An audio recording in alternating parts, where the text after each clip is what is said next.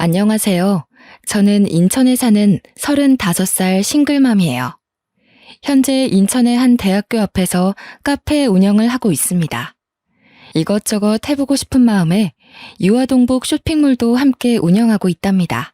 투잡을 하며 육아까지 하느라 정신없고 힘든 건 사실이지만요.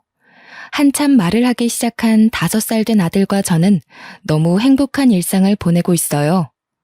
3년 전에 아버지가 돌아가셨는데 제가 이혼까지 하고 싱글맘이 될 수밖에 없었던 사연을 들려드리고자 해요.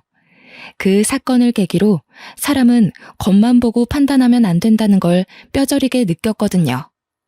여러분들에게 제 이야기를 들려드리면 많은 공감이 될 것 같습니다. 저는 원래부터 사람을 좋아했는데요. 외동으로 자란 탓에 형제가 있으면 좋을 것 같다는 생각을 늘 했었습니다. 제가 외동인 이유는 엄마가 저를 낳고 자궁 쪽에 문제가 생겨 수술을 하셨기 때문이에요. 출혈도 심하셨고 원래 몸이 약하셨던 분이라 출산 후에 건강 상태가 많이 안 좋아진 상태셨죠. 결국 어머니는 수술 후유증과 합병증으로 제가 초등학교 3학년이 된 해 돌아가셨어요. 홀로 남겨진 아버지는 엄마의 죽음 슬퍼할 겨를도 없이 어린 저를 키우셔야 했지요. 아버지는 시골에서 농사를 지으시며 저를 부족함 없이 뒷바라지 해주셨어요. 1만 평 정도 되는 논에서 쌀농사를 지으시고 깨, 배추, 감자, 고구마 등 없는 게 없었죠. 주로 농수산물 시장에 직접 내다 팔기도 하셨지만 마트나 백화점에도 납품을 하셨답니다. 유기농으로 키우신 작물들이고 좋다는 입소문이 난 덕분이었죠. 아무튼 아버지는 저를 키우시면서 유행에 뒤처질까 계절마다 새로운 옷을 사입히셨고 남들이 웬만하면 가지고 있는 아이들한테 인기 있는 것이면 무조건 사주셨고 엄마 없이 자란 티를 내면 안 된다며 머리도 손수 묶어주시기까지 하셨는걸요.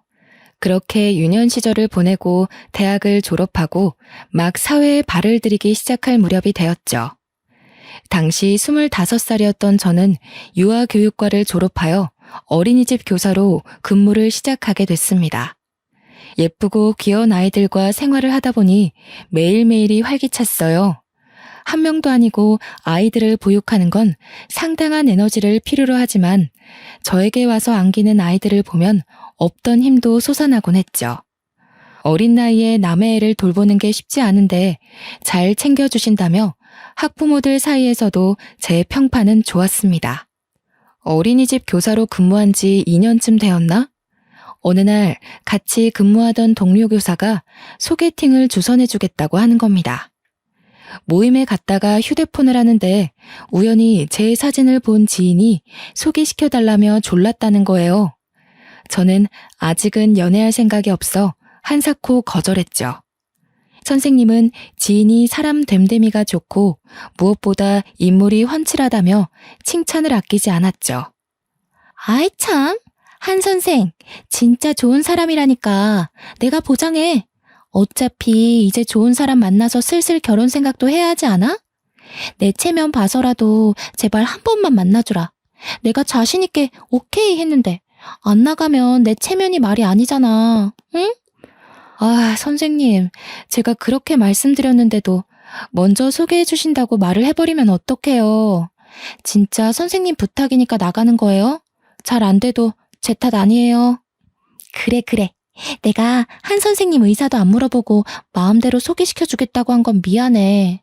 그래도 아까운 사람이니까 소개시켜준다는 거지. 나 믿고 한번 잘해봐. 자신의 얼굴을 봐서라도 만나달라고 사정을 하는 통에 결국 소개팅 자리에 나가버렸죠. 그 남자는 저보다 2살이 많았고 금융업계에서 일하는 펀드 매니저였어요. 주선자의 말대로 훤칠한 키와 준수한 외모, 번듯한 옷차림새, 누구나 좋아할 법한 있어 보이는 훈남형 스타일이었습니다. 솔직히 잘생긴 외모에 첫눈에 반했던 저는 연락처를 주고받고 적극적으로 대시했어요.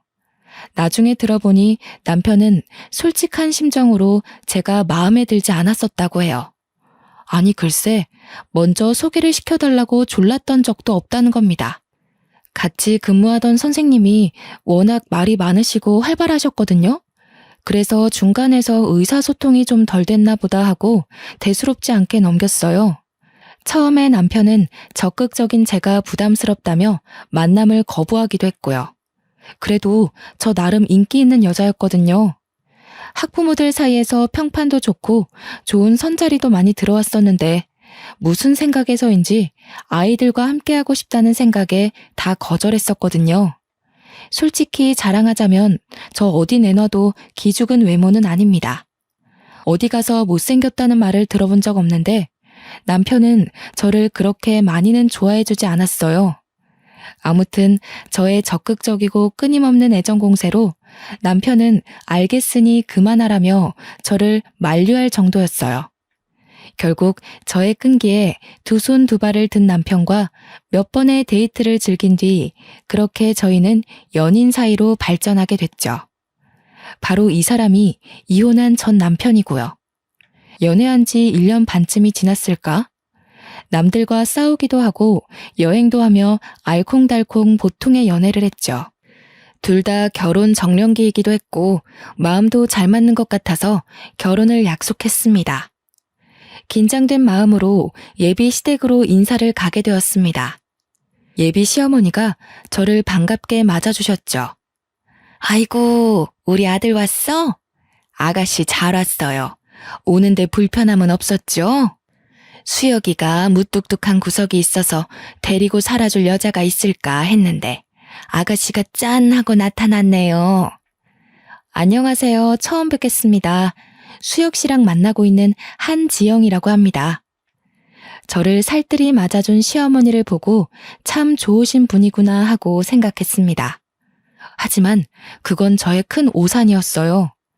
저녁 식사를 마치고 차를 한잔하는데 회사에서 걸려온 업무 연락으로 예비 남편이 잠시 자리를 비우게 되었죠. 그러더니 시어머니의 표정이 갑자기 돌변하는 게 아니겠어요? 그래, 직업이 어린이집 교사라고? 월급은 얼마나 받니? 결혼하면 일을 그만두고 내조에 전념해야 하는 건 알지? 그게 아내 된 도리지. 남편을 하늘같이 모시고 살아야 된다고.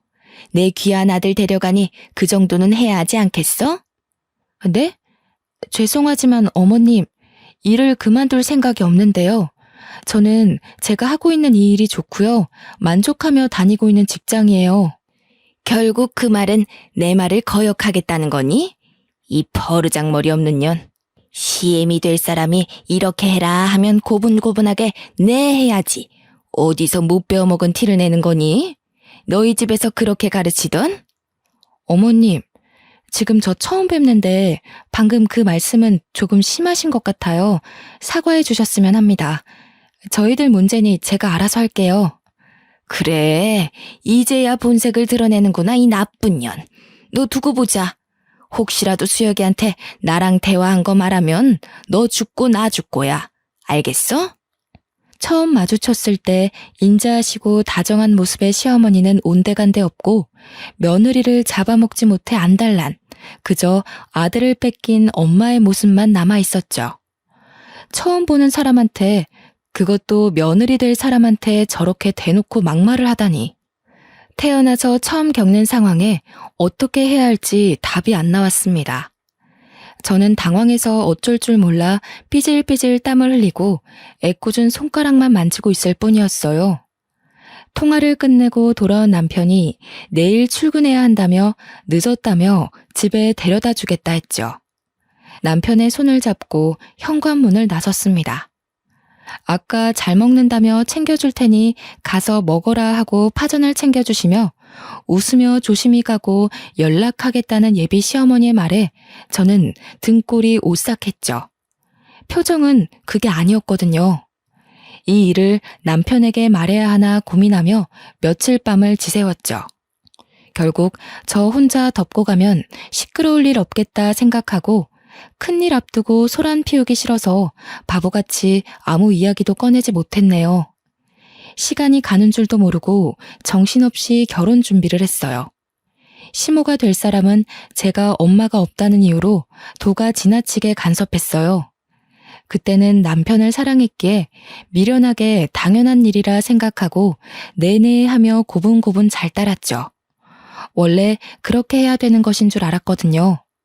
사돈댁에 밑보일 일 없다며 아버지는 있는 돈 없는 돈 긁어모아서 제 결혼에 보태주셨고요. 시모는 굳이 집을 남편이 근무하는 직장 근처로 얻으라고 하셨습니다. 일하느라 피곤한 아들 배려해야 한다면서요. 결국 신혼집을 제가 일하는 어린이집과 왕복 2시간 거리에 있는 곳으로 장만하게 되었습니다. 시내 한복판에 있고 고급형 주상 복합 아파트라 가격이 사악했어요. 무리를 해 얻은 집이라 앞으로 어떻게 살아야 하지 막막하기만 했죠. 왕복 2시간을 대중교통을 타고 출퇴근하는 것은 여간 힘든 일이 아니었습니다. 시간이 흘러 상견례 날도 다가왔습니다. 아버지는 시골에서 먼 길을 올라오시느라 피곤한 상태셨어요.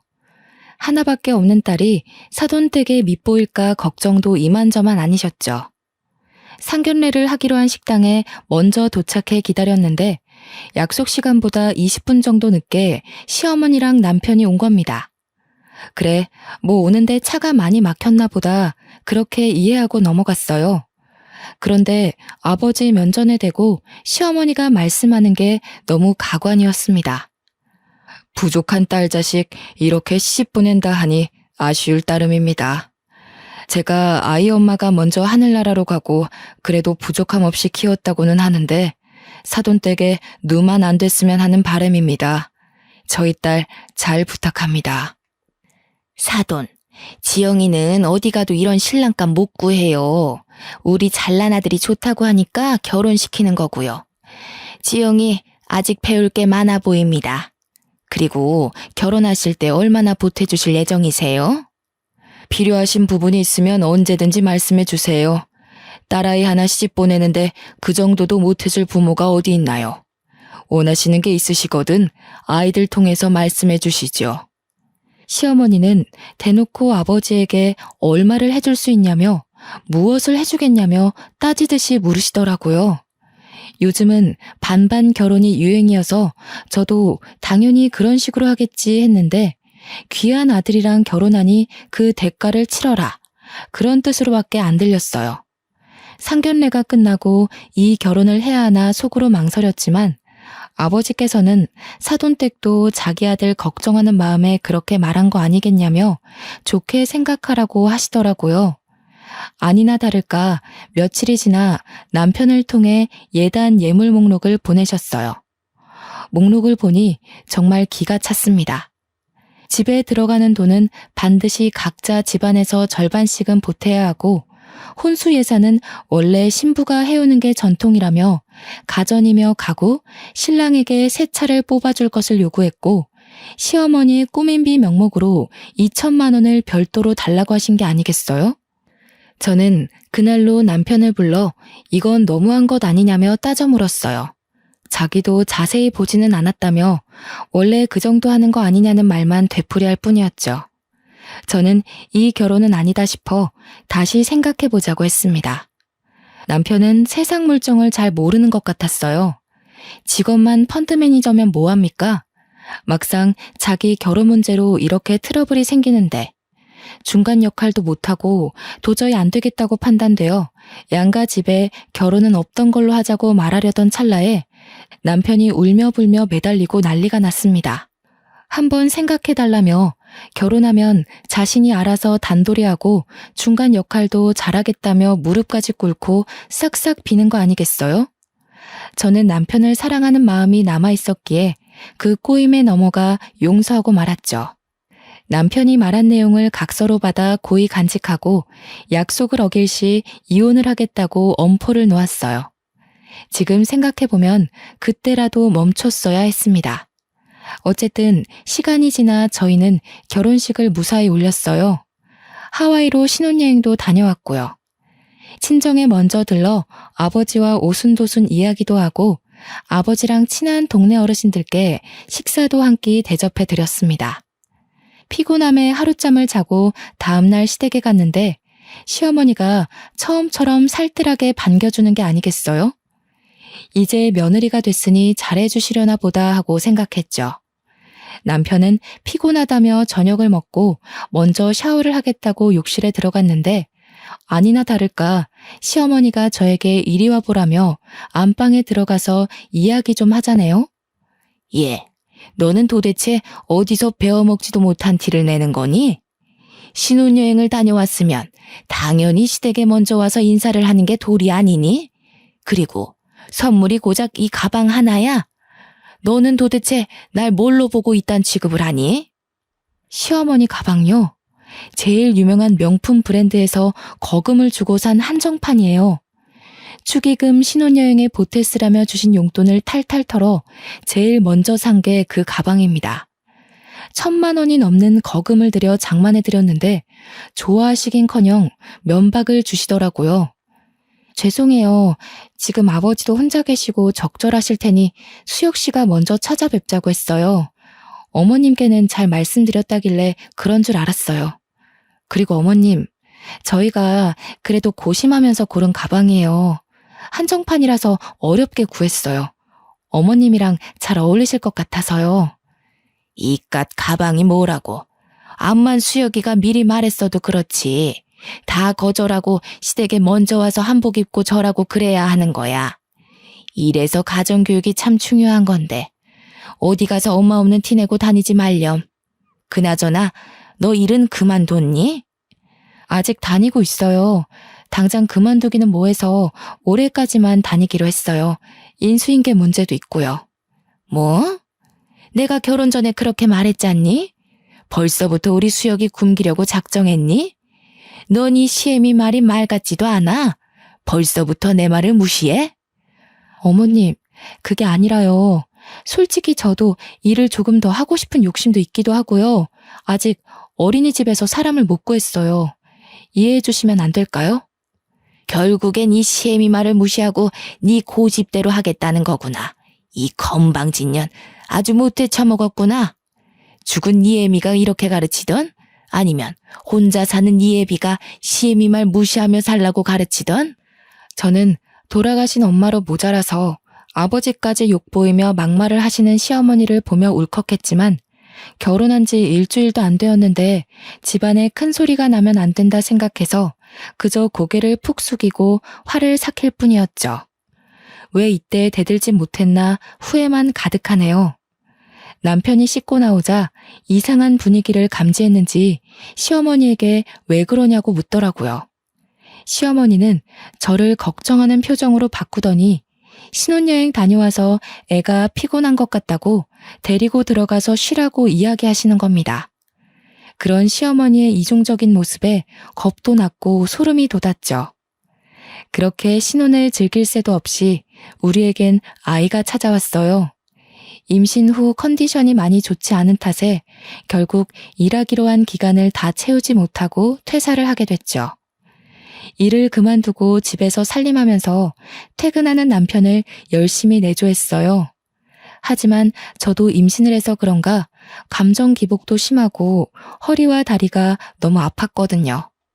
남편은 일이 바쁘다는 핑계로 아침에 일찍 나가 밤늦게 들어오기 일쑤였어요. 저는 자연스레 혼자 밥 먹고 혼자 무언가를 한다는 것에 익숙해지기 시작했죠. 그런데 아무리 정성스런 내조를 해도 남편은 저에게 고맙다는 말 한마디를 하지 않았어요. 이제 와서 생각해보면 왜 그런 대우를 받고도 바보같이 버티고만 있었나 싶네요. 그 와중에 시어머니는 이중적인 면모를 보이셨어요. 참 여전하셨습니다. 남편 앞에서는 임신한 며느리를 살뜰하게 챙겨주는 착한 시어머니 코스프레를 하더라고요. 아들 앞에서 휙휙 돌변하는 시모의 모습에 기가 차서 할 말을 잃었습니다. 자리에 남편이 없는 걸 확인하고는 잔소리와 설교는 물론 폭언까지 서슴지 않고 내뱉으셨죠. 예, 임신했어도 허리를 곱게 펴고 있어야 아이도 곱게 자란단다. 그리고 너 아무리 임신했다고 남편 밥 굶기면 안 된다. 애 가진 게 뭐 대수니? 나 때는 애 낳고 하룻밤 자고 나가서 바로 일도 하고 그랬어. 여자는 응당 그렇게 해야 되는 거야. 어디서 못 배운 티 내지 말고 이 시애미가 가르쳐줄 때 잘 새겨들어. 이후에도 계속되는 시어머니의 두 얼굴에 결국 참지 못하고 남편한테 이야기했습니다. 근데 남편의 반응이 가관인 거예요. 임신해서 너무 예민한 거 아니냐며 진정 좀 하라면서요. 당신 지금 임신했다고 너무 예민하게 구는 거 아니야? 난 우리 엄마가 당신한테 엄청 잘해주는 모습만 봐서 좀 안 믿긴 해. 그리고 이중적인 모습이라니 단어가 좀 그렇다. 그래도 시어머니인데 당신이 좀 이해하고 받아줄 수는 없어? 좋은 게 좋은 거라고 하잖아. 설마 엄마가 안 좋은 뜻으로 그런 말 할 사람도 아니고. 당신이 좀 예민한 것 같아. 당신은 내가 힘들다고 말하면 한 번쯤은 얼마나 힘들었냐고, 많이 힘들었냐고 위로해 줄 수는 없어? 진짜 너무하다. 다른 사람도 아니고 당신 와이프가 이렇게 힘들다는데 내 말에 공감 하나 안 해주잖아.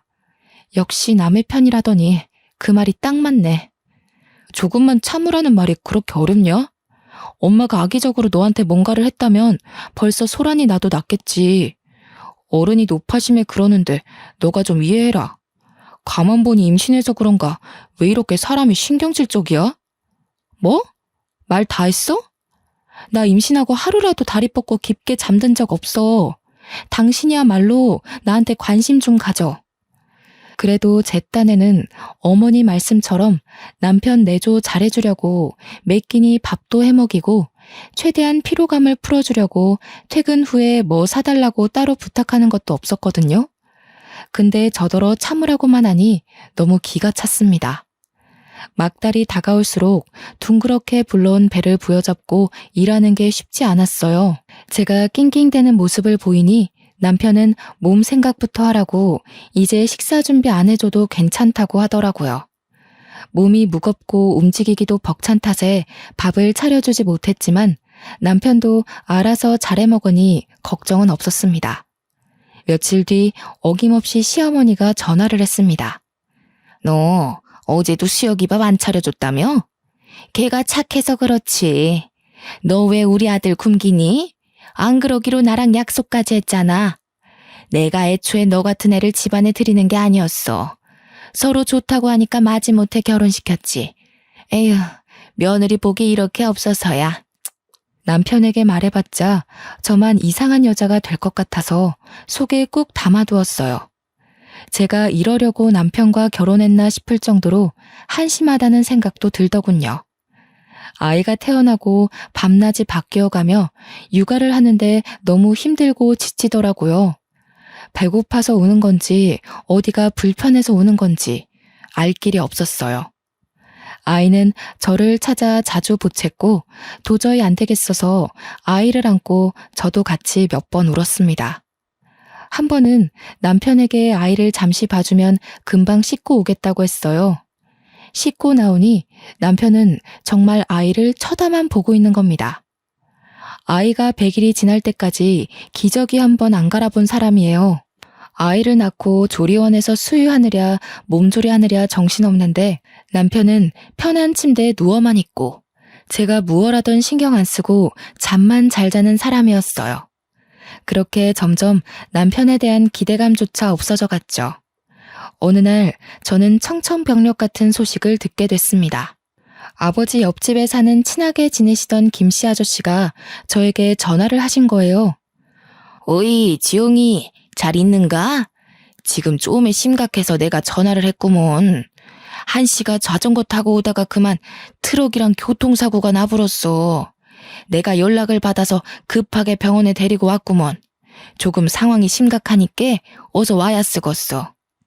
아버지가 이웃집에 농사를 도와주고 집으로 오시는 길에 교통사고를 당하셔서 병원으로 이송했는데 생각보다 많이 위독하시다는 겁니다. 아저씨와 전화를 끊은 뒤 남편에게 연락해 아이를 맡기고 저 혼자 병원을 가보려고 했습니다. 여보, 어떡해? 아빠가 교통사고가 크게 나셨나 봐. 지금 병원에서 응급처치 중인데 아저씨 말로는 상태가 많이 위독하시대. 근데 나 애 혼자 두고 병원 못 가겠어. 그러니까 여보가 와서 잠깐만 애 봐주면 금방 갔다 올게. 뭐? 그런데 어쩌지? 나 지금 중요한 회의 중이거든. 조금 있다가 다시 전화할게. 뭐? 회의? 우리 아빠가 지금 돌아가시게 생겼는데 당신은 그딴 회의가 중요해? 막말로 당신 어머니가 다쳐도 이런 식으로 모른 척 할 거니? 아니잖아. 당신 장인어른이야. 회의고 뭐고 당장 집으로 와. 뭐래? 내가 중요한 회의라고 말했지. 잘못하면 몇 억이 순식간에 날아가는데 네가 좀 이해해주면 안 되냐? 바쁘니까 좀 끊어. 세상에, 정말 기가 막히지 않나요? 저런 사위가 또 어디 있을까요? 장인어른이 당장 돌아가시게 생겼는데 회의해야 한다며 끊으라는 저 태도. 기가 막히고 화가 났지만 우선 아버지를 뵈야 했기에 6개월 된 아이를 들쳐매고 힘겹게 아버지가 계신 병원으로 달려갔어요. 택시를 타고 어렵사리 병원에 도착한 저는 응급실에 누워 계신 아버지를 보고 오열하고 말았습니다. 아버지는 산소호흡기를 단 채 힘들게 숨을 쉬며 누워 계셨고 무지 고통스러워 보이셨어요. 출혈이 심한 탓에 온몸에는 붕대를 감고 계셨고 소독약이 코를 찌를 정도였죠. 한기태 씨 보호자 되십니까? 현재 몸 내부 출혈이 너무 심합니다. 의식도 없는 상태고요. 기계로 호흡만 얕게 하고 계시는 상태라 오늘 내일이 고비가 될 것 같습니다. 마음의 준비를 하고 계셔야 할 것 같습니다. 그 말을 듣는데 하늘이 무너지는 것만 같았습니다. 6개월이 된 아이 옆에서 눈물만 뚝뚝 흘리며 아버지를 살폈어요. 그런데 다음날 아침 아버지가 기적적으로 의식을 되찾으시며 힘겹게 손가락을 움직이셨어요. 힘겹게 눈을 떠서 저와 아이를 보고는 아빠가 정말 미안해 이 말 한마디만 남긴 채 그대로 눈을 감으셨습니다. 순식간에 호흡이 정지된 아버지의 손을 잡으며 세상이 떠나가라 오열했어요. 옆에 서 있던 아저씨도 저를 토닥여 주시며 함께 눈물을 흘려주셨습니다. 여보, 아빠 조금 전에 돌아가셨어. 당신이 여기로 와줘야 할 것 같아. 정말 미안한데 나 급하게 출장을 가야 해. 이번 투자건이 정말 중요하거든. 외국 바이어들과 미팅도 해야 하고. 그래서 일본으로 일주일 정도 갔다 와야 할 것 같아. 미안하지만 장인어른 장례식엔 참석 못할 것 같은데. 뭐? 그게 무슨... 내 말 제대로 들은 거 맞아? 당신 장인어른이 돌아가셨다고. 그런데 어떻게 사위가 안 와?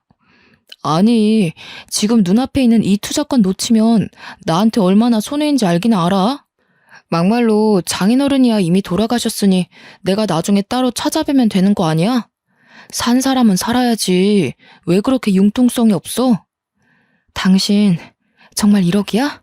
어머니가 돌아가셔서 내가 장례식에 안 가면 당신한테 내가 똑같이 말하면 기분 좋겠어? 뭐? 여기서 갑자기 산 사람을 죽내만해 그 이야기가 왜 나와? 우리 엄마랑 장인어른이랑 같아? 아무튼 나 지금 당장 출장 갈 준비해야 돼. 바빠 끊어. 중요한 거라니까 이 사람이 자꾸. 진작 이혼을 하지 않고 살던 것이 정말 후회가 됩니다. 장인어른이 돌아가셨는데 아무리 그래도 그렇지 그놈의 출장이 대수인가요? 저는 남편과는 더 이상 같이 결혼 생활을 유지할 이유가 없다고 생각했어요. 장례식이 끝나면 곧바로 이혼을 해야겠다고 결심했죠. 그 와중에 시댁에선 장례식장과 거리가 멀다고 사람 한 명 안 오고 고작 조의금 30만 원을 보내온 게 전부였습니다. 남편에게 몇 번 더 연락은 했지만 정말로 출장을 가버린 건지 끝끝내 받질 않더군요. 아버지를 황망히 보내드리고 우는 아이 달래느라 정신없이 장례식장에 앉아있는데 한기택 씨 따님 되냐며 어떤 사람이 찾아오는 게 아니겠어요? 안녕하세요.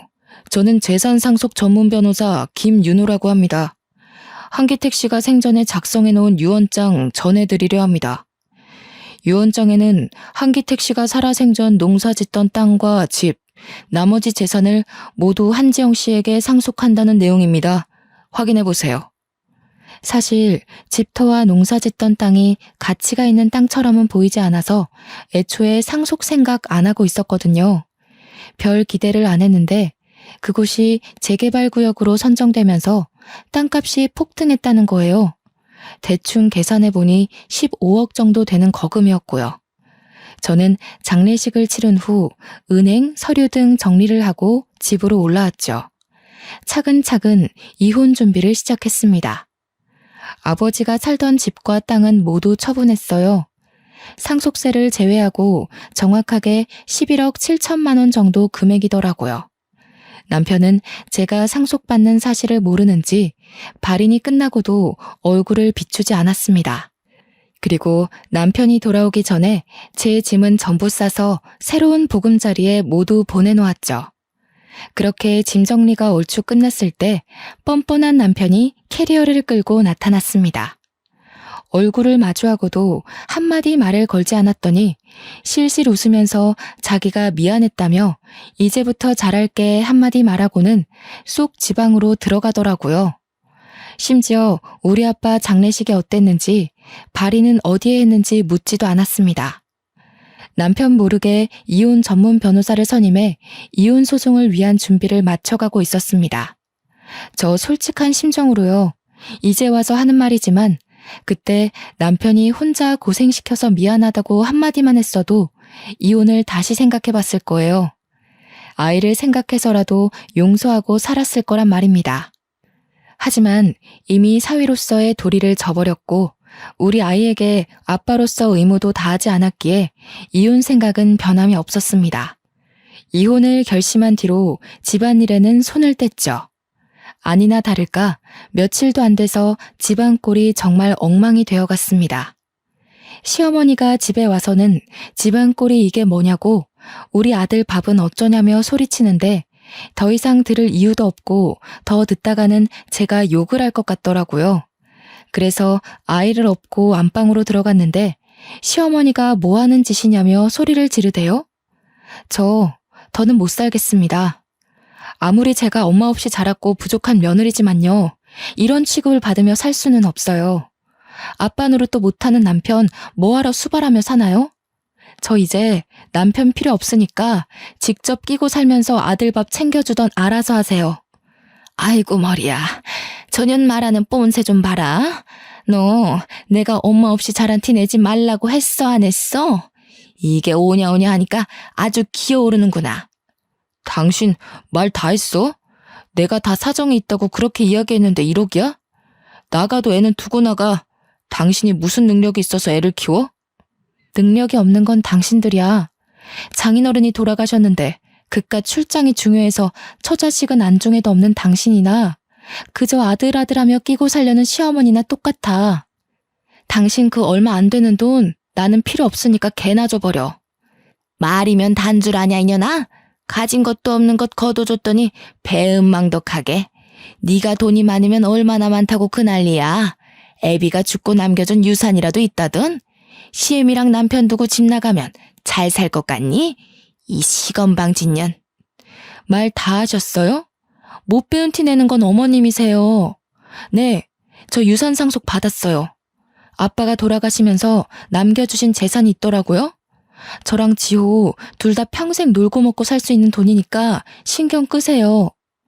시어머니와 남편을 무시하고 집을 나서려던 그 순간 제 머리가 뒤로 획 젖혀지는 게 아니겠어요? 시어머니가 뒤에서 제 머리채를 잡았기 때문이었죠. 너 이대로 나가면 우리 아들 이혼남만 되잖아. 네 따위가 귀한 아들 혼사길 망쳐놓으려고 작정을 했구나. 아줌마, 한 번만 더 내 몸에 손대기만 해봐. 절대 가만 안 있을 줄 알아. 당신도 폭행죄로 고소해서 깜빵에 쳐넣어줄 테니까. 어디 한 번 더 해봐. 그리고 당신 아들이 이혼남 되는 게 나랑 무슨 상관인데? 나 이제 당신 며느리 안 할 거야. 아직도 내 말 못 알아먹어? 역시 머리에 든 게 없으니까 이해도 느리지? 아, 당신 어쩌냐? 너네 엄마 머리 회전 느려진 거 보니까 곧 요양병원에 모셔야겠다. 숨도 쉬지 않고 속에서 하고 싶었던 말을 내뱉어 버렸습니다. 그리고 시어머니와 남편을 있는 힘껏 밀치고 제 집으로 건너왔습니다. 며칠 뒤 남편은 저에게 끊임없이 연락을 해왔습니다. 유산 상속받은 걸 왜 이야기 안 했냐며 혼자 잘 먹고 잘 살 생각이냐며 소리치길래 아직 정신을 덜 차렸나 보다 하고 생각했죠. 제가 갖고 있는 재산 때문인 건지 남편은 갑자기 다시 한번 생각해보자는 말을 하더라고요. 저도 당장 이혼 소송을 하고 갈라설 수 있었거든요. 근데 이대로 끝내면 아쉬울 것 같아 한 방 먹여줘야겠다 생각했어요. 남편은 아니나 다를까 제가 상속받은 재산이 목적이었죠. 속에서 열불이나 당장이라도 얼굴을 죄다 쥐어 뜯어버리고 싶은 심정이었어요. 남편은 그동안 자기가 미안했다며 다시 화해하고 잘 살아보자고 웃으며 이야기하는 겁니다. 다 같이 잘 살아보자는 의미로 투자권을 제시하겠다는 이상한 말을 하면서요. 저는 일단 알겠다고 하고 일부러 화해하는 척을 했죠. 사실 회사에서 추진하고 있는 새로운 투자건이 있는데 여기가 대박이거든? 자기가 여윳돈이 있으면 내가 추천하는 종목에 투자를 해주면 안 될까? 나 믿고 투자하면 몇 배로 불려줄게. 5억만 있으면 돼. 나 투자해본 경험도 없고 그런 거 함부로 할 생각 없어. 뭘 믿고 거기에 내 돈을 투자해야 해? 그것도 5억을? 그 돈이 땅 파면 나오니? 지영아, 나 한 번만 믿어줘. 내가 그동안 너한테 못할 짓 많이 했지만 이건 확실하다니까? 이번 일 성공하면 우리 돈방석에 앉는 거야. 돈 걱정 없이 살 수 있다고. 저는 마지못해 알겠다고 말을 했더니 다음날 잘 타던 차를 1억 넘는 외제차로 바꾸는 겁니다.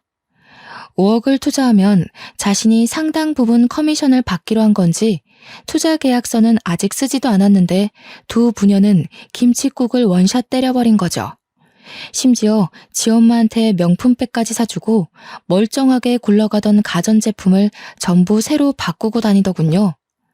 눈치채셨겠지만 투자한다고 말만 했지 실제로 돈을 주지도 않았을 뿐더러 끝내버릴 생각이었어요. 투자금을 주기로 약속한 날이 다가올수록 저는 이를 갈고 있을 뿐이었죠.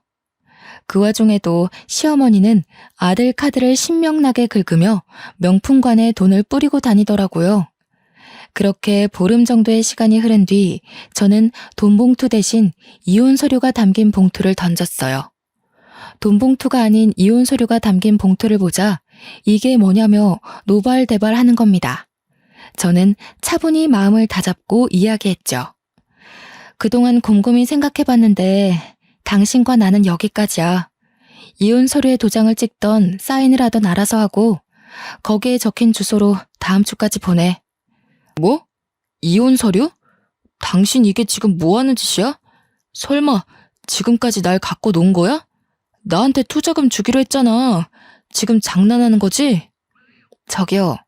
투자금이고 뭐고 다 필요 없고 나는 모르는 일이야. 이제 서로 볼 일 없는 사이 아닌가? 위자료로 거하게 물고 싶지 않으면 닥치고 도장이나 찍어. 버틸 수 있으면 버텨보던지. 오래 못 갈 것 같지만. 아니, 얘, 이게 도대체 무슨 소리니? 투자를 못하겠다니. 너 왜 말을 바꾸는 거야? 둘이 다시 잘해보기로 한 거 아니야? 그리고 투자해주기로 했으면 마땅히 해야지. 이제 와서 발을 빼? 아줌마, 제가 그쪽 투자를 왜 해줘야 되지? 설마 내 재산 탐내시는 건가? 그렇게 원하시면 조의금으로 보내셨던 돈 30만 원 돌려드릴게요. 그거 말고 저한테 한 푼이라도 쓰신 적 있어요? 없죠? 그럼 아줌마도 잔말 말고 제 인생에서 꺼져주세요 좀. 이게 이제 돈 좀 생겼다고 시애미까지 잡아먹으려고 작정을 했구나. 그래, 너 돈 좀 생겼다기에 어떻게 구슬려서 등골 좀 빼먹으려고 했다. 그게 왜? 잘난 내 아들 데려갔으면 그 정도는 각오했어야 하는 거 아니니? 저는 그나마 다행인 게 시어머니가 저에게 했던 폭언들을 빠짐없이 녹음해 놓은 게 신의 한 수였죠. 그리고 남편은 이미 이혼 사유가 넘쳐 흐를 정도라서 소송에선 제가 유리했습니다. 남편은 돈이라도 달라며 애걸복걸 하더라고요.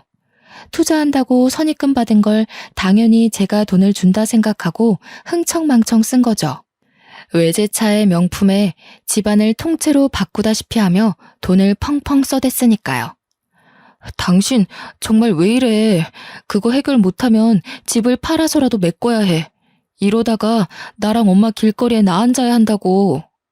사람 미치는 꼴 보고 싶어서 이래? 투자금 보태주기로 했으면 보태줘야지. 당당하던 당신 모습 어디 갔니? 내가 그동안 기회도 여러 번 줬어. 하지만 그 기회를 날린 건 당신이랑 어머니야. 그러게 살아생전 우리 아버지한테 조금이라도 잘했어야지. 당신이 나랑 지호한테 한 게 뭐가 있어? 차려주는 밥 먹으며 지할 일만 했지. 아무튼 서류 다음 주까지 내 변호사 통해서 보내도록 해. 2년이 오냐오냐 하니까 한 번도 아니고 2번씩이나 우릴 갖고 놀아? 잘 됐다. 이왕 이렇게 된 거 오늘 너랑 나랑 한판 하자. 시어머니는 상황 파악이 안 되셨는지 또 제 머리채를 잡으시더군요. 지난번에 이어 2번째예요. 너무 손버릇 고약한 아줌마 아닙니까?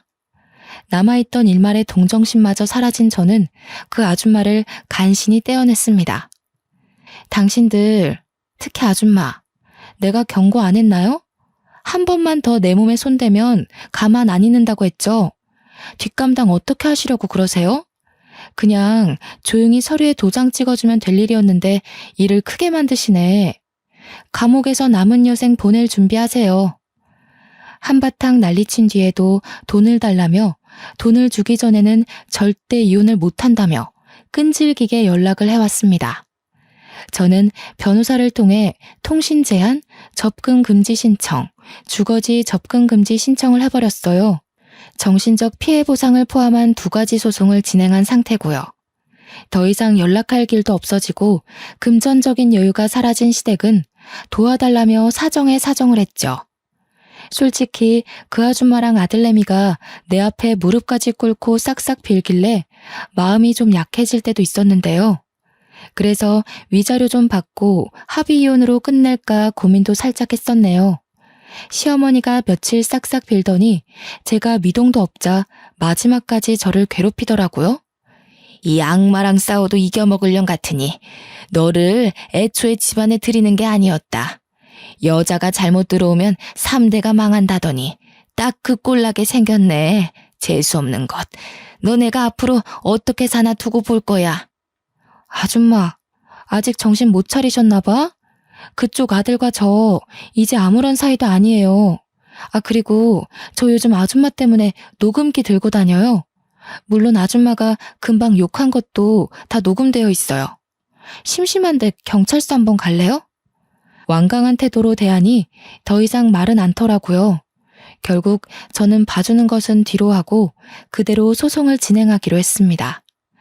당연히 제가 모은 증거들이 도움이 되어 저는 승소했죠. 시댁은 저에게 위자료 5천만 원과 정신적 피해 보상금까지 더해 총 7,800만 원을 배상하라는 판결을 받았고요.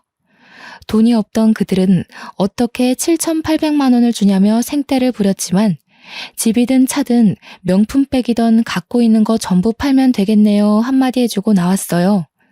정확히 2달 뒤 7,800만 원을 배상받았고요. 그 뒤로 어찌 되었는지 알 수는 없지만 변호사를 통해 들은 바로는 전 남편은 시댁 집까지 팔아서 위자료를 겨우 메꿨다고 하더라고요. 그리고 투자권 유치에 실패한 남편은 책임을 물어 회사에서 잘리고 일용직까지 전전하며 구직 활동을 이어오고 있다고 전해 들었네요. 그렇게 2년이 지난 지금은 재택근무로 유아동복 쇼핑몰을 운영하고 있어요. 처음에는 한 달에 100만 원도 수익을 내지 못했거든요. 그런데 꾸준하게 인터넷 홍보를 했더니 금세 맘카페에 소문이 제대로 나서 매출도 상승해 월 5, 600만 원 정도의 수익을 내고 있고요. 또 이대로 만족하지 않고 남는 시간을 활용해 카페를 차렸어요. 투잡으로 일하니 월마다 제가 가져가는 수익은 어마무시했습니다. 물론 아빠가 제게 남겨주신 재산이 아니었다면 힘들었을 거예요. 시간이 흐르고 카페도 어느 정도 적응을 하니 벌써 이혼을 하고 싱글맘이 된 지 5년 차가 되었네요. 아이가 이제 말문이 트여 대화할 맛도 생기고 하루하루 다르게 커가는 모습을 보며 지내고 있는데요. 가끔은 이혼이라는 흠이 생겨 아이가 훗날 우리 집은 왜 남들과 다르냐고 물으면 어떻게 설명을 해줘야 할지 막막하기도 합니다. 제가 당당하고 떳떳한 모습으로 살면 나중에 아이가 저를 이해해 주리라 생각해요. 제 선택이 앞으로의 더 나은 우리를 위한 선택이었음을 이해하고 존중해 주지 않을까요? 앞으로 제 앞날은 더 창창할 거니까요. 저도 제 인생에 있어 이런 고난과 역경을 이겨내고 지금은 행복하게 잘 살고 있는데요. 여러분도 제 사연을 읽으면서 공감되는 부분도 있으셨을 거고, 그렇지 않기도 하셨을 거예요. 세상을 살다 보면 사람마다 살아가는 인생은 다 달라서 무궁무진한 것 같아요. 희망 속 삶은 보석처럼 반짝인다는 말이 있듯이 앞으로 여러분의 앞날에도 반짝반짝 빛나는 일만 가득할 거라 믿어요. 저의 긴 사연을 읽어주셔서 감사합니다. 행복하세요.